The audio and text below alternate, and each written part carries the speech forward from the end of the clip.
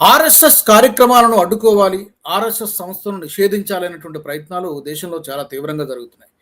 పర్టికులర్గా కాంగ్రెస్ పార్టీ పదే పదే ఆర్ఎస్ఎస్ను టార్గెట్ చేస్తుంది మధ్యకాలంలో.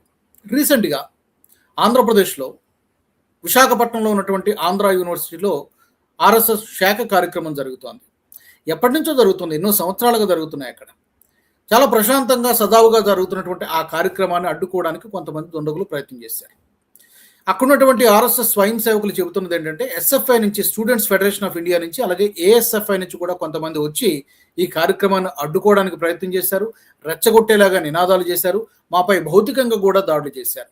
ఏం చేస్తారు శాఖ కార్యక్రమంలో? క్రమశిక్షణ గురించి చెప్తారు, ఆరోగ్యం గురించి చెప్తారు, దేశభక్తిని పెంపొందించుకోమని చెప్తారు, జాతీయవాద భావన గురించి చెప్తారు. ఇది అవసరం కదా ఈ రోజున్న ప్రతి పౌరుడికి? ఇదే విషయాలు మేము చెబుతూ ఉంటే యూనివర్సిటీ క్యాంపస్లో ఇలాంటి మతపరమైనటువంటి కార్యక్రమాలు జరగకూడదు అంటూ వాళ్ళపైన, స్వయం సేవకుల పైన దాడి చేసేటువంటి ప్రయత్నం చేశారు.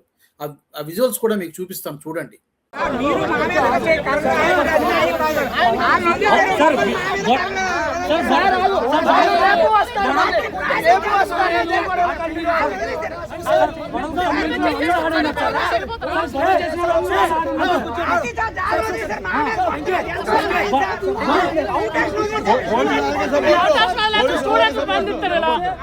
గొడవ చేసిన వెళ్ళిపోయారు సార్. గొడవ చేసిన వెళ్ళిపోయారు సార్.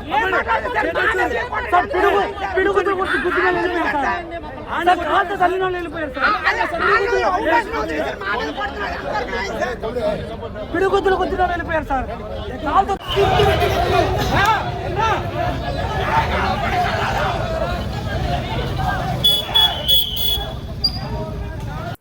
చాలా దారుణంగా కనిపిస్తున్నాయి. పోలీసులు రంగప్రవేశం చేయాల్సినటువంటి పరిస్థితి, పోలీసులకు ఫిర్యాదు చేశారు, వాళ్ళు ఎటు చెప్పలేనటువంటి పరిస్థితి.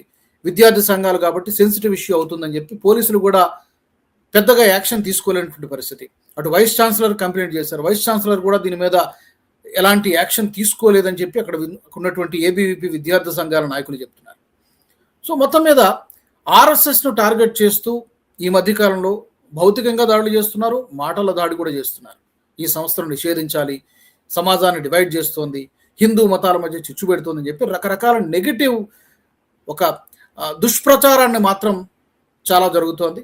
పర్టికులర్గా ఇక్కడ స్వయం సేవకులు చెబుతున్నది ఏంటంటే, లెఫ్టిస్టులు లేదా కమ్యూనిస్టులు తమ ఉనికిని కోల్పోతున్నామన్నటువంటి అక్కసుతో మాపై దాడి చేశారు.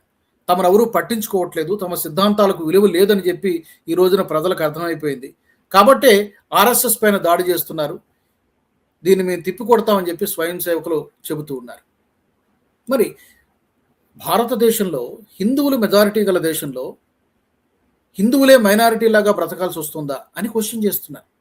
అటు బీజేపీ కానీ, ఏబీవీపీ కానీ, ఆర్ఎస్ఎస్ అక్కడున్నటువంటి స్వయం సేవకులు కానీ భారత్ మాతాకి జై అనే నినాదాలు చేస్తే వాళ్ళకు వచ్చేటువంటి సమస్య ఏంటి?